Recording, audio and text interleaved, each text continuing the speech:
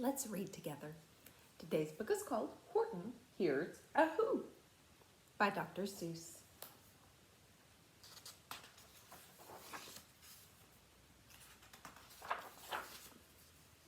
For my great friend Mitsuhi Nakamura of Kyoto, Japan. On the 15th of May, in the jungle of Newell, in the heat of the day, in the cool of the pool, he was splashing, enjoying the jungle's great joys, when Horton the elephant heard a small noise.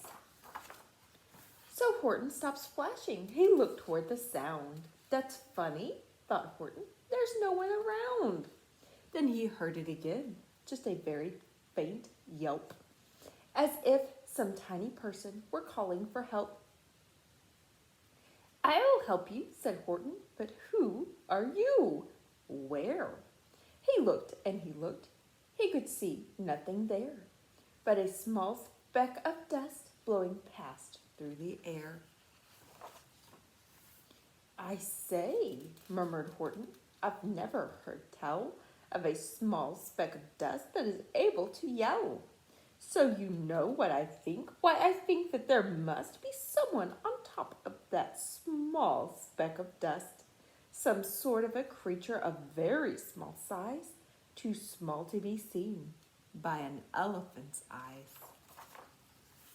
Some poor little person who's shaking with fear that he'll blow in the pool he has no way to steer.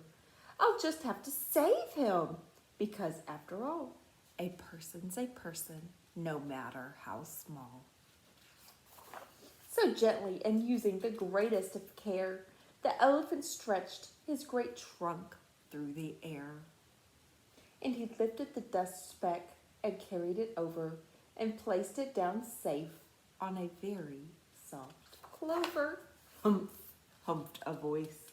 'Twas a sour kangaroo, and the young kangaroo in her pouch said humph too. Why, that speck is as small as the head of a pin. A person on that, why, there never has been. Believe me, said Horton, I tell you sincerely. My ears are quite keen, and I heard him quite clearly. I know there's a person down there, and what's more, quite likely there's two, even three, even four. Quite likely a family. For all that we know, a family with children just starting to grow. So please, Horton said, as a favor to me, try not to disturb them. Just please let them be.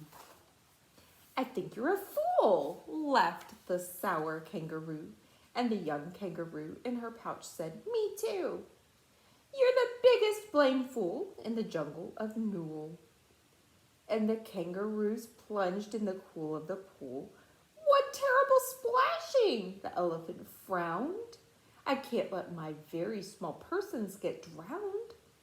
I've got to protect them. I'm bigger than they. So he plucked up the clover and hustled away. Through the high jungle treetops the news quickly spread. He talks to a dust speck. He's out of his head. Just look at him walk with that speck on that flower. And Horton walked worrying almost an hour. Should I put the speck down? Horton thought with alarm. If I do, these small persons may come to great harm. I can't put it down, and I won't. After all, a person's a person, no matter how small. Then Horton stopped walking. The speck voice was talking. The voice was so faint he could just barely hear it. Speak up, please, said Horton. He put his ear near it. My friend, came the voice, you're a very fine friend. You've helped all us folks on this dust speck no end. You've saved all our houses, our ceilings and floors. You've saved all our churches and grocery stores. You mean? Horton gasped. You have buildings there too. Oh yes, piped the voice. We most certainly do. I know, called the voice. I'm too small to be seen, but I'm mayor of a town that is friendly and clean.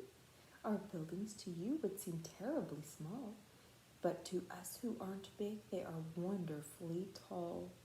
My town is called Whoville, for I am a Who, and we Whos are all thankful and grateful to you." And Horton called back to the mayor of the town, "You're safe now, don't worry. I won't let you down."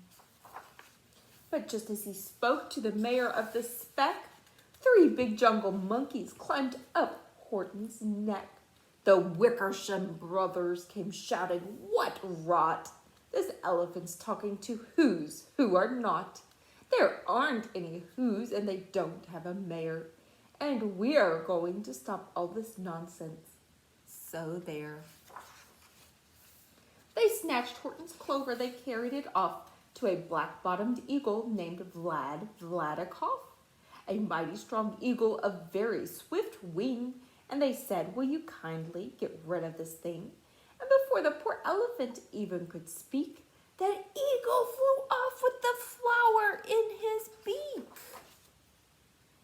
All that late afternoon and far into the night, that black-bottomed bird flapped his wings in fast flight, while Horton chased after with groans over stones that tattered his toenails and battered his bones, and begged, "Please don't harm all my little folks, who have as much right to live as us bigger folks do."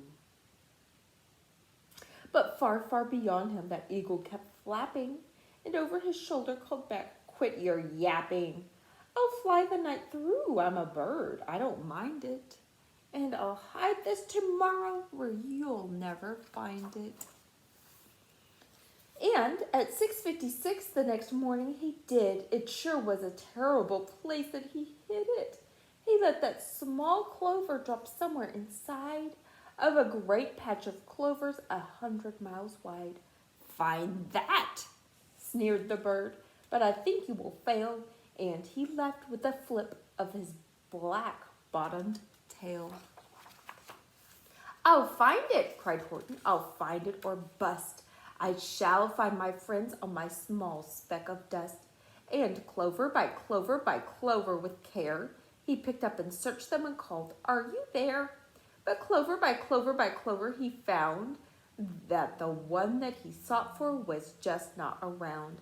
And by noon poor old Horton, more dead than alive, had picked, searched, and piled up 9,005. Then on through the afternoon, hour after hour, till he found them at last on the 3,000,000th flower. "My friends," cried the elephant, "tell me, do tell, are you safe? Are you sound? Are you whole? Are you well?" From down on the speck came the voice of the mayor. "We've really had trouble, much more than our share. When that black-bottomed birdie let go and we dropped, we laid it so hard that our clocks have all stopped. Our teapots are broken, our rocking chairs smashed, and our bicycle tires all blew up when we crashed. So Horton, please," pleaded that voice of the mayor's, "will you stick by us Whos while we're making repairs?" "Of course," Horton answered, "of course I will stick. I'll stick by you small folks through thin and through thick." "Humph," hummed a voice.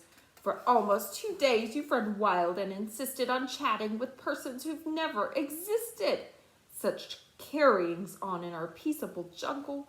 We've had quite enough of your bellowing bungle. And I'm here to state," snapped the big kangaroo, "that your silly, nonsensical game is all through." And the young kangaroo in her pouch said, "Me too." With the help of the Wickersham brothers and dozens of Wickersham uncles and Wickersham cousins and Wickersham in-laws whose help I've engaged, you're going to be roped and you're going to be caged. And as for your dust speck, that we shall boil in a hot steaming kettle of bezelnut oil." "Boil it?" gasped Horton. "Oh, that you can't do. It's all full of persons. That'll prove it to you." "Mr. Mayor," Horton called. "Mr. Mayor, you've got to prove now that you really are there."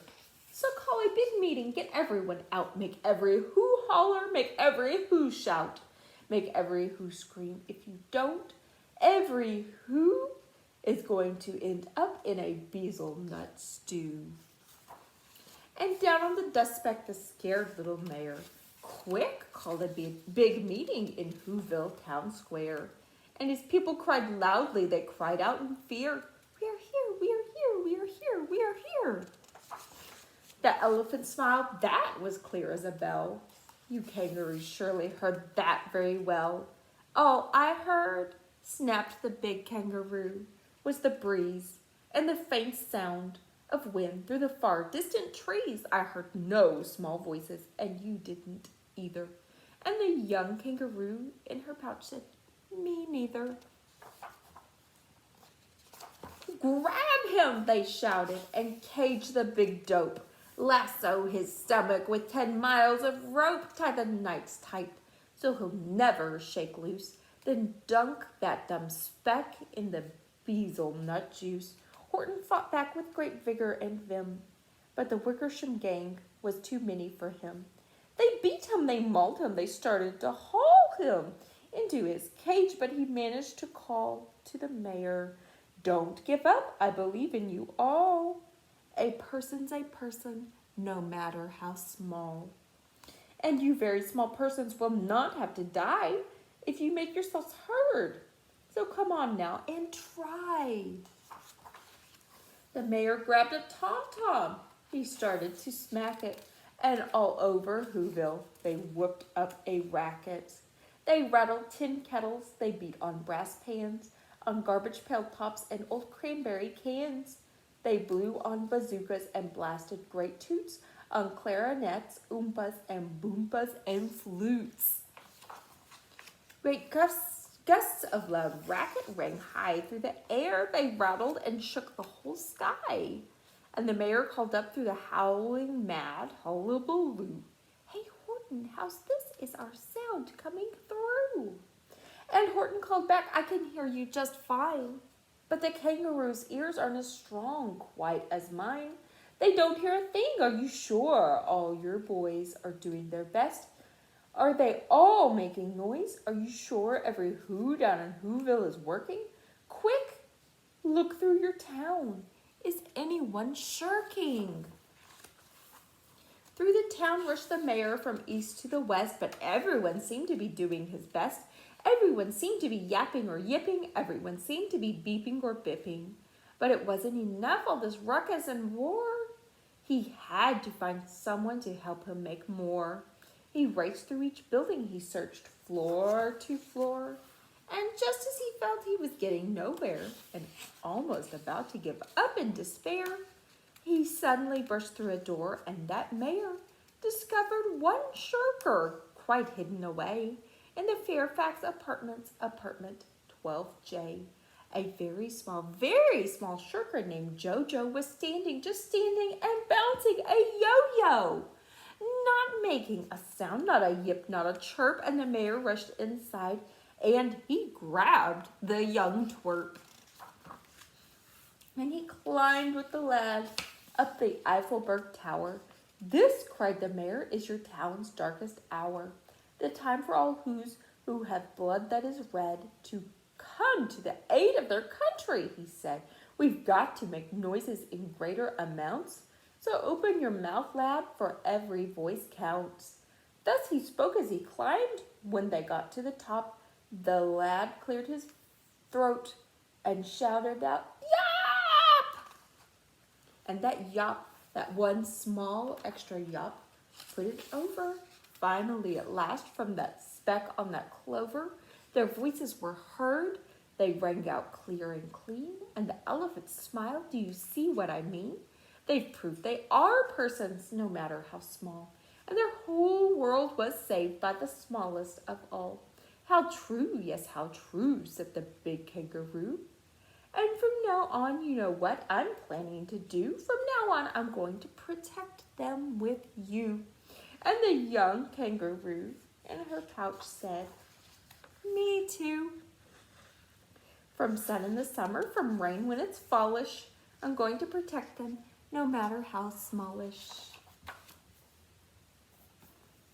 Thanks for reading with me.